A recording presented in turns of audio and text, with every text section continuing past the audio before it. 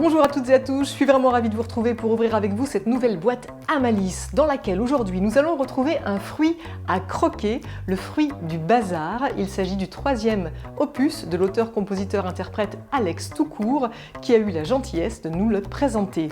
Nous visiterons une maison d'hôtes de caractère, l'hôtel de Fouquet à Metz, logé dans un somptueux immeuble du XVIIIe siècle. Et puis nous retrouverons notre Étienne Martin national qui reviendra sur la tragique histoire du cimetière militaire allemand de Feilly. Mais tout de suite, je vous propose de retrouver une partie de l'équipe de French Toast, une société de production audiovisuelle pleine de peps, dont les créations nous enchantent depuis 10 ans. Ouvrons la boîte à malice pour en savoir plus. Bienvenue.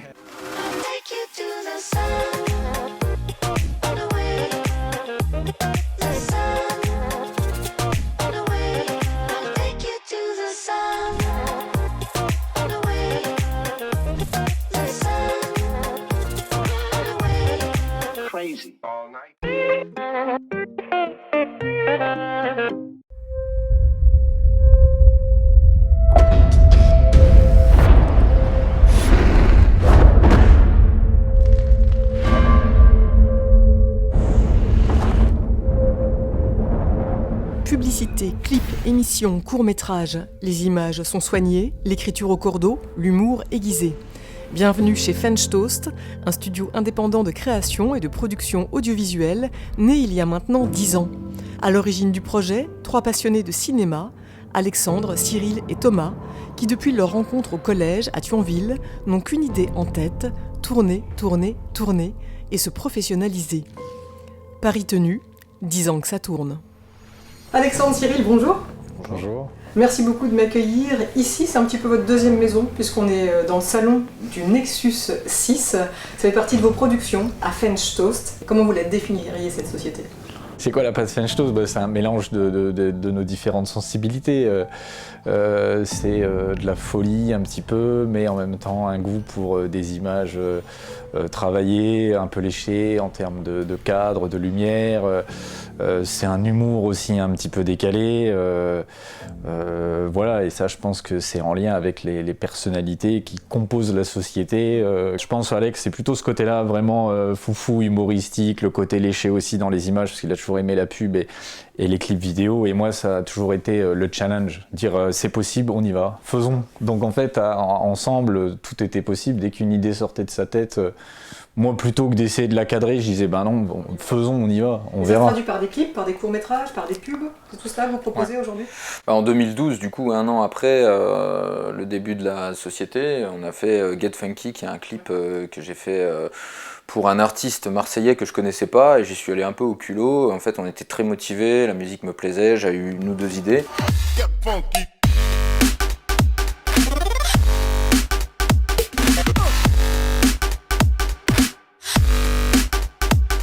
Le clip s'est fait comme ça, on a un peu investi de notre poche, un peu de temps, d'argent, de moyens. Du coup, ce qui est intéressant pour finir, c'est que ce mec m'a donné rendez-vous à Paris. Il m'a demandé de ramener une bouteille de Get Funky, et aujourd'hui Get Funky c'est une marque déposée de l'univers Nexus 6 qui est partout. Ça nous suit, ça nous poursuit, voilà. Alors on va faire un bond dans le temps, on arrive en 2014, et puis là il y a la sortie de la série Nexus 6, la chaîne Nexus 6, une chaîne entièrement dédiée à la science-fiction, aussi bien une science-fiction qui relève du cinéma, de la littérature, des jeux vidéo. Et le parti pris que vous avez, c'est eh bien de raconter, en tout cas que les chroniques soient réalisées dans un vaisseau. Et c'est là tout de suite que vous frappez fort et vous mettez la barre super haut, avec des chroniques décalées, dans un décor rétro-pop, c'est original, c'est hyper travaillé, les textes sont super, mais effectivement vous arrachez tout là. Ça faisait très longtemps qu'on avait envie d'avoir une démarche créative, 100% créative, arriver à faire des projets originaux, etc. Et se détacher comme ça en tant que boîte de prod sur le territoire.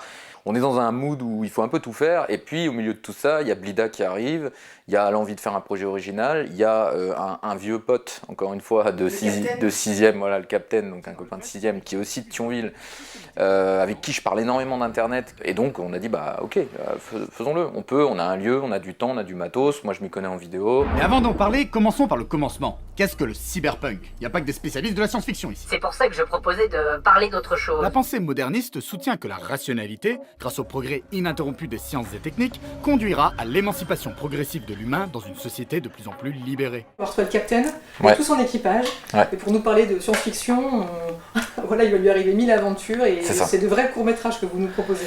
Oui, l'idée c'est de faire en sorte que le capitaine et son équipage vivent une aventure tout en faisant cette émission. Donc ça pose forcément des problèmes de coupure, il est en train de piloter le vaisseau, il y a un problème qui explose, mais en même temps il essaye de finir sa Et votre chronique. personnage Enfin, qui déboule. Voilà, moi j'arrive, je suis le sidekick marrant, je débarque, je dis des blagues. Je peux parler. On peut bouger ses tentacules. Oui, mais... Oui, enfin, j'ai pas lu toute la notice, hein, donc on verra. En fait, on a repris qui on était et puis on les a totalement exacerbés. Et puis on s'est un peu transformé comme ça au fur et à mesure, que ce soit Cyril ou Slexno ou Robin à l'époque, ou Copilote. Avec des codes assez rétro-pop, il y a un de vos collaborateurs Ouais. qui parlait de ça, de ce côté rétro-pop. Ça, c'est quelque chose que vous aimez? Ouais, la référence, c'est un peu Retour vers le futur, ce genre de film un peu où il y a des trucs bricolés, des bagnoles qui marchent avec des ordures et des boîtes qui font de la lumière et tous ces trucs-là. Et je pense moi en tout cas, ça me plaît vraiment dans la démarche de faire un court-métrage ou dans la démarche de faire des scènes et des mises en scène, d'avoir des vrais objets à maintenir en main, à jeter, à casser, des vrais pistolets, des trucs comme ça. Enfin, voilà, il y a un petit côté, les gosses qui s'amusent, quoi. Mais c'est vrai qu'en ça, rien côté n'est bricolage, laissé au hasard, hein, vraiment. On parlait des décors, on a parlé du maquillage, le jeu des acteurs, le fond, la forme, tout est hyper, j'emploie ce terme, chiadé. En fait, c'est un effet boule de neige, je crois. Hein. C'est un peu ce qui se passe. C'est qu'au départ, il y a juste une caméra, moi, un mec au son. Mais déjà, le son est de bonne qualité parce qu'il y a un vrai mec pour faire ça. Et c'est un gros avantage dans énormément de productions qui sont faites. Parce que généralement, le son, c'est le dernier truc qu'on fait. Et puis de là, il y a un décor qu'on fait nous-mêmes avec des cartons. Moi, j'ai bossé dessus, t'as bossé dessus, le capitaine aussi. Voilà. Et ça motive un gars à la lumière qui se dit « Ah mais tiens, il manque un peu de lumière, ça serait pas... Oh, ben viens, machin ». Puis au fur et à mesure, comme ça, l'histoire continue. Et le mec des effets spéciaux, c'est pareil. Hein, c'est lui qui se disait « Mais c'est bien beau ce vaisseau, on est toujours dedans, on voit jamais l'extérieur. À quoi il ressemble ?» Et on a fait « Bah, je sais pas, t'as une idée ?» Allez, viens. J'active le bouclier arrière. Écorchons ces marsouins.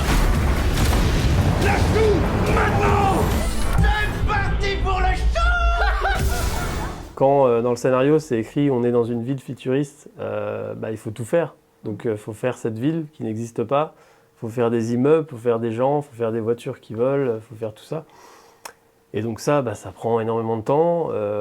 Et du coup, là, le plan d'intro de l'épisode 7, ça a pris 1 an et demi pour le faire. Donc c'est un plan séquence qui dure 2 minutes et c'est entièrement en image de synthèse.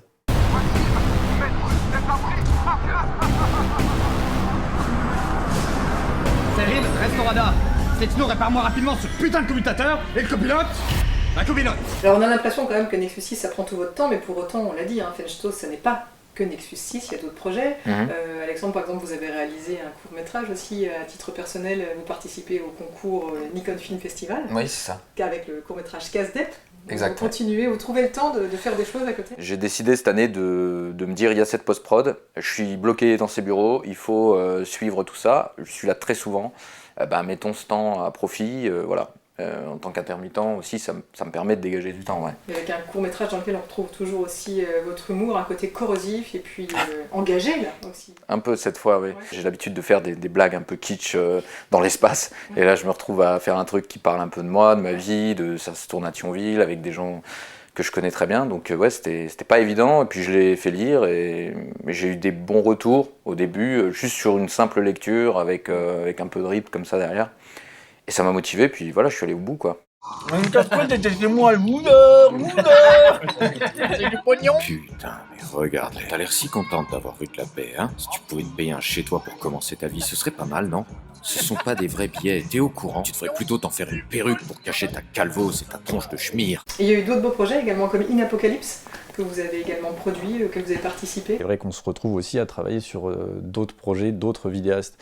Il y a eu une Apocalypse donc, qui est de Benjamin Patino, qui a la chaîne Bolchegeek, et qui a fait suite à un appel à projet de INALAB.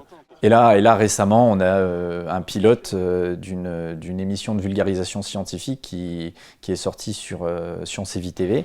Vous pouvez retrouver sur YouTube. Et ça s'est fait en collaboration avec deux vidéastes, Sébastien Carassou de la chaîne Le Sense of Wonder et Léa Bello qui s'est fait connaître notamment sur la chaîne Avide de recherche ou sur la chaîne du Zest de Science du CNRS Images. Aujourd'hui, vous fêtez vos 10 ans. Qu'est-ce qu'on vous souhaite pour les 10 prochaines années ? Un long métrage. Un long métrage. Ouais, ou une série ou un long métrage, ouais. C'est vrai que la fiction nous appelle de plus en plus. C'est de toute façon ce qu'on souhaitait plus ou moins prendre comme chemin dès le début de Nexus 6, même si ce sont des émissions. Et on va tout tenter pour y arriver, quoi. Après la diffusion, tout ça, on verra. On ne sait pas encore comment ça pourra être diffusé, qui diffusera ça. Je vous souhaite le meilleur. Et puis comme ça, je reviendrai vous interviewer pour ce long métrage très vite. Pour la trilogie déjà. Et déjà pour la trilogie, effectivement. Ouais. On ne sait pas quand est-ce qu'elle sort. Non, mais il faudra revenir. Mais on reviendra, il n'y a pas de problème. Merci beaucoup à tous les deux. Merci Alicia. Merci beaucoup. Ils veulent entrer en communication avec vous.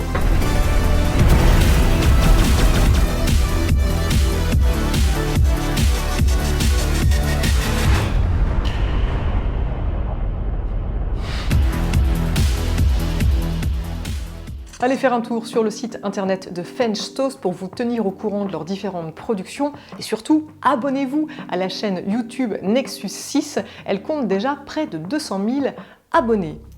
Dans notre boîte à idées aujourd'hui, on retrouve un podcast, il est signé par Radio Jéricho en partenariat avec la Cité musicale. Radio Jéricho en effet souhaitait soutenir les artistes qui ne peuvent plus se produire face à un public et pour cela, ils ont créé l'émission Le Garçon d'Orchestre. Ça sera l'occasion de découvrir le recueil de poèmes de Marcel Mercier dans lequel il raconte la place de chacun dans l'orchestre.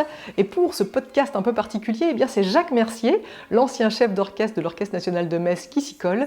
Et c'est bien sûr l'Orchestre national de Metz qui s'occupe de la partie musicale. Retrouvez ce podcast en écoute sur le site de Radio Jéricho. Et puisque nous parlions de la Cité musicale Metz, eh bien sachez que si vous êtes musicien, si vous êtes auteur, compositeur, interprète, si vous avez un groupe, vous pouvez participer au programme Impulse. Pour cela, rien de plus simple, il suffit de vous inscrire sur le site internet qui apparaît à l'écran. Le programme Impulse va vous permettre de bénéficier gratuitement d'une aide de la Cité musicale d'une durée pouvant aller jusqu'à 2 ans. Le but, c'est vraiment de soutenir votre professionnalisation. Alors surtout, n'hésitez pas à vous inscrire, quel que soit votre style. Vous pourrez ainsi marcher dans les pas de Keturix, Bamboo, Orumi ou encore Pulsar. Les candidatures sont à déposer jusqu'au 30 avril sur le site, je le rappelle, qui est apparu à l'écran. Celui qui n'a pas besoin de candidater, lui, c'est Alex Toucourt. Rappelez-vous, on l'avait d'abord connu dans un premier temps dans son groupe de reggae, Conscience Tranquille.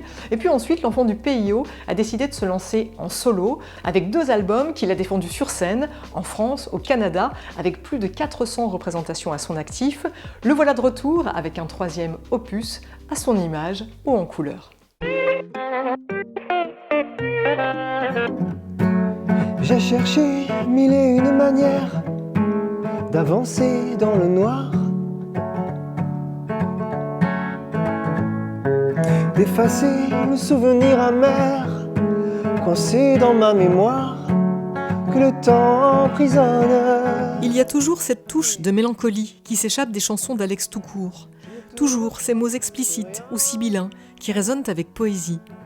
Alex Toucourt, qui après avoir partagé la scène avec d'autres artistes et copains ces 8 dernières années, est aujourd'hui de retour en solo pour nous offrir son 3e album, les 10 fruits de son bazar intérieur. Aux 4 coins du ciel. Le fruit du bazar, déjà moi j'aime bien les jeux de mots, j'aime bien les titres jeux de mots. Et donc pour moi le fruit du bazar c'est évidemment l'expression le fruit du hasard détourné. Et le bazar ça fait forcément référence au bazar qu'on peut avoir dans la tête parfois ou aussi au hasard mélangé, enfin c'est tout un... j'aime bien ce que ça évoque. Moi j'ai l'impression d'avoir un peu mixé le premier album, enfin l'ambiance du premier album avec un peu celle du deuxième. Il y a pas mal de mélancolie qui est très présente dans le deuxième et un peu plus de légèreté dans le premier. Je pense que j'ai un peu mixé les deux. Et après je pense qu'il y a quand même aussi une ouverture vers d'autres choses. Je suis assez curieux dans tout style de musique et j'aime bien mettre un peu des petits ingrédients par-ci par-là. Il y a des petites touches afro, des petites touches hip-hop. Et parfois même une pointe de country, Un album sans barrière pour Alex tout court, qui, des compositions aux arrangements, en passant par le jeu des instruments, s'est chargé de tout. Un éclectisme que l'on retrouve également dans des textes où le jeune homme interroge le destin, s'amuse de nos sautes d'humeur ou dénonce la maltraitance des enfants, sans oublier bien sûr de nous parler d'amour. J'aime bien parler d'amour, je trouve que c'est toujours un sujet intéressant à développer de plein de façons différentes. Donc ça parle un peu d'amour, ça parle des relations entre les gens, mais pas forcément sur l'amour en tant que tel, ça peut être aussi autre chose. Je raconte une histoire, une anecdote de tournée aussi, My Lovely Willy, où c'est une tournée que j'ai fait aux États-Unis qui finalement s'est arrêtée très vite et j'ai juste passé une demi-journée avec un super officier très sympa qui s'appelait Willy. Le programme s'annonce beautiful, 10 jours de road trip à la cool, de Portland à San Francisco, ça va me changer du PIO. C'est un peu d'humour, un peu de sérieux, et puis je fais un mélange de tout ça, et puis ça donne le fruit du bazar. Un fruit du bazar dans lequel se sont invités quelques personnalités, Jib, son pote de toujours, Philippe Entresangle à la batterie, mais également Albin de la Simone ou encore JP Nataf, avec qui il partage la même sensibilité. J'aime bien, moi, des fois, dans des textes, pas vraiment tout dire, donc c'est-à-dire écrire un peu à demi-mot, et il y a une chanson qui s'appelle À demi-mot que j'ai chantée en duo avec JP Nataf, le chanteur des Innocents, et où justement le sujet c'est vraiment ça, parce que lui, je trouve qu'on a ce point commun, lui et moi, d'écrire parfois des textes où on ne sait pas tellement où ça veut aller, mais on peut se les approprier parce que ça nous parle quand même. Et j'aime bien garder cette pudeur parfois dans l'écriture. Et c'est bien cette pudeur qui nous touche dans des chansons comme Peut-être à l'automne, Sagement fou ou Palette de colère. Les émotions nous traversent et nous invitent volontiers à nous resservir une nouvelle coupe de fruits du bazar. Aux quatre coins du ciel, quand la nuit tombe sur moi, les étoiles me ramènent à toi, à toi, à toi.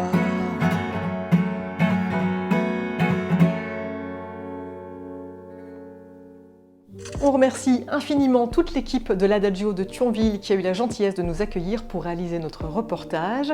N'hésitez pas à commander, télécharger, bref, écoutez le nouvel album d'Alex tout court et puis suivez-le sur sa page Facebook pour vous tenir au fait de son actualité. Mon petit doigt me dit qu'il devrait diffuser son premier clip d'ici peu.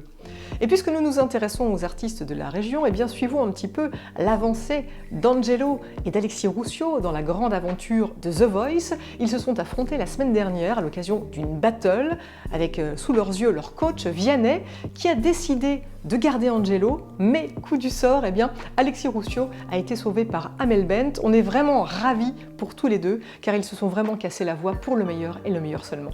Si ce soir, j'ai pas envie de fermer ma gueule. Si ce soir, j'ai envie de me casser la voix. Casser la voix, casser la voix, casser la voix. On croise vraiment les doigts pour nos deux chouchous, Angelo et Alexis Roussio. On espère qu'ils iront le plus loin possible dans l'aventure. En attendant, suivez-les sur leur page Facebook. Et que diriez-vous maintenant de changer de décor pour pousser les portes d'une toute nouvelle maison d'hôtes? Et attention, les amoureux des bâtiments historiques de caractère vont en prendre plein les yeux. En effet, Anne Violaine et Michael Richard, qui travaillent tous les deux dans l'immobilier et le bâtiment, ont fait l'acquisition d'un appartement datant du XVIIIe siècle. Les travaux de rénovation sont en cours, mais la maison d'hôtes devrait ouvrir ses portes cet été. Anne-Sophie Gross nous fait faire le tour du propriétaire. À Metz, les immeubles de la place Saint-Louis regorgent de petits trésors d'architecture. Anne Violaine et Mickaël ont fait l'acquisition en début d'année d'un somptueux appartement du XVIIIe siècle de 330 mètres carrés. Bienvenue à l'hôtel de Fouquet. Alors on va rentrer dans la première chambre. Donc cette chambre, ça va être une sorte de suite familiale. Cet appartement, Anne Violaine et Mickaël vont le partager avec des clients. Si une partie de l'habitation leur sera exclusivement réservée, l'autre sera transformée en chambre d'hôte, une envie qui leur vient de leur précédent voyage. L'idée était là depuis un petit moment, je pense depuis Florence, où on est allé dans un appartement dans lequel le propriétaire avait fait effectivement plusieurs chambres.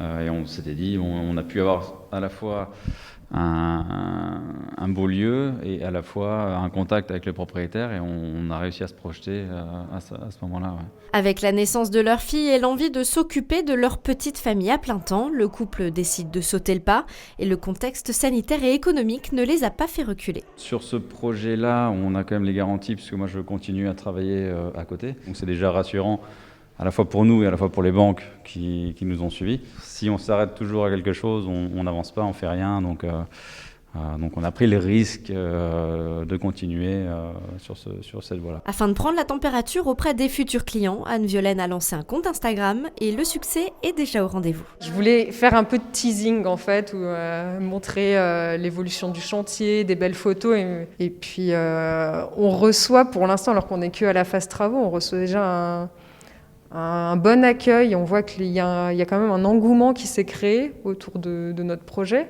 Donc c'est hyper rassurant pour nous, on a l'impression que ça va bien marcher, quoi. On est plutôt confiants en fait.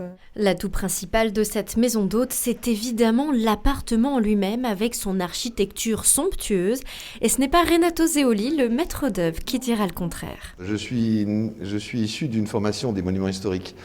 Donc c'est le genre de bâtiment tout le monde rêve de faire. Je préfère un appartement comme ça qu'un immeuble de 10 étages, moderne, lisse, quelles que soient les prestations. Ici on a l'impression qu'il y a une âme, c'est un vrai, c'est un honneur d'ailleurs. C'est un honneur de faire un travail dans ce genre d'appartement. Il faut respecter chacune des pièces.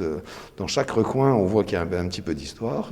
Non, c'est vraiment très bien. On a la possibilité d'avoir un projet personnel comme ça, de faire à zéro un appartement et de pouvoir créer des ambiances qui soient différentes et tout, c'est incroyable. Pour parfaire le séjour de leurs clients, Anne-Violaine et Mickaël misent sur une offre petit déjeuner compris, 100% fait maison avec des produits locaux. Et le couple a déjà d'autres projets en tête, comme organiser des concerts ou même des dîners à thème dans l'hôtel de Fouquet.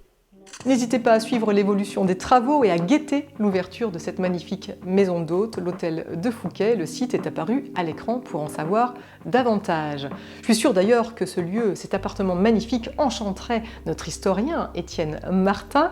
Mais aujourd'hui, néanmoins, c'est au cimetière militaire de Feilly qu'il a décidé de nous emmener. Retrouvons-le. Bonjour, alors bienvenue aujourd'hui au cimetière militaire allemand de Feilly. C'est l'un des 4 grands cimetières militaires allemands de la Première Guerre mondiale en Lorraine, avec Bouillonville, Morhange et Thiaucourt. Alors, le cimetière de Feilly regroupe 2006 corps, vous le voyez, qui sont derrière moi. Alors vous allez me dire, il n'y a pas 2000 croix de fonte, puisque ce sont des croix en fonte. Eh bien non, parce que sous chaque croix de fonte, c'est d'ailleurs l'une des grandes différences avec les cimetières français, eh bien ici, chaque croix regroupe 4 corps, ce qui explique d'ailleurs que sur chaque croix, vous ayez 4 noms, 2 à l'avant, 2 à l'arrière, enfin ça dépend de quel côté on se place. Alors, c'est un cimetière de regroupement, c'est-à-dire que c'est un cimetière qui est créé après la Première Guerre mondiale. Il est créé en 1923 par les autorités françaises et il regroupe toute une série de tombes provisoires qui avaient été dressées au moment des conflits, évidemment pour enterrer dignement les soldats. Alors, la plupart, ce sont des soldats chrétiens, c'est pour ça d'ailleurs qu'ils ont des croix en fonte, mais vous avez aussi quelques soldats juifs, vous le voyez, avec des stèles un tout petit peu différentes. Et évidemment, l'étoile de David. Alors on pourra être surpris parce que vous savez, de nos jours, quand on dit juif, allemand, on a toujours l'impression que ça ne peut pas aller ensemble. C'est une erreur, n'oublions pas que nous sommes à la Première Guerre mondiale. Alors, je vous l'ai dit, 2006 corps, la plupart sous les croix de fonte, certains quand même en ossuaire, un peu plus de 500 dans un ossuaire qui est au milieu du cimetière. Et puis, vous en avez une douzaine qui sont des soldats Unbekannter, des soldats inconnus. Alors, pourquoi les autres soldats sont dans les ossuaires? Eh bien tout simplement parce qu'au moment où on va relever les tombes provisoires ou lorsqu'on retrouve certains ossements en faisant des fouilles sur les zones de combat, eh bien les os sont trop disparates pour pouvoir tout simplement constituer une tombe individuelle et donc ils sont regroupés dans les ossuaires. Alors voilà le cimetière de Feilly, c'est un cimetière qui est entretenu d'ailleurs par les autorités allemandes, par le service d'entretien des sépultures allemandes, donc qui est le Volksbund Kriegsgräberstätten, voilà, je l'ai dit, vous voyez, mon allemand n'est plus très bon, mais c'est un cimetière donc entretenu et puis qui rappelle tout simplement le sacrifice parfois affreux de la Première Guerre mondiale. Et quand vous regardez certaines tombes, eh bien, il y a des soldats qui sont morts, vous le voyez, le 9 novembre 1918. Hein, et vous voyez finalement tout le côté absurde de la guerre. Le 9 novembre, vous voyez, à 3 jours de l'armistice, alors que finalement, à 3 jours de l'armistice, les autorités savaient déjà que la paix serait signée entre tous les protagonistes. Une histoire qu'il est bon de ne pas oublier, qu'il est important de transmettre. Merci beaucoup Étienne. On te retrouve dans 15 jours et cette fois du côté d'Ars-sur-Moselle. Mais chut, je n'en dis pas plus. L'heure est déjà venue de refermer la boîte à malice. N'oubliez pas que si vous souhaitez me parler de vos projets, de vos initiatives, vous pouvez m'adresser un mail à l'adresse alicia@moselle.tv. Pour l'heure, on se quitte avec le clip de la semaine. Il s'agit de celui d'Alphonse Chiera, alias Alf Lorraine. Rappelez-vous, il avait cartonné à l'époque avec le titre Patelin Lorrain. Sur YouTube, il avait fait à peu près 850 000 vues. Il est de retour aujourd'hui avec C'est le Lorrain. Allez, bye bye. Qui c'est le meilleur? Qui est vraiment supérieur? Pour moi, représenter le Lorrain, c'est un honneur. Dealer, fils de dealer. Le Lorrain, il sait pas parler. Le Lorrain parle trop fort, il aime gueuler. Il adore le corps à corps, il sait se taper. Et si t'as besoin de renfort, tu peux l'appeler Lorrain, Germain, Vicky. Toujours prêt à tous les tarpés.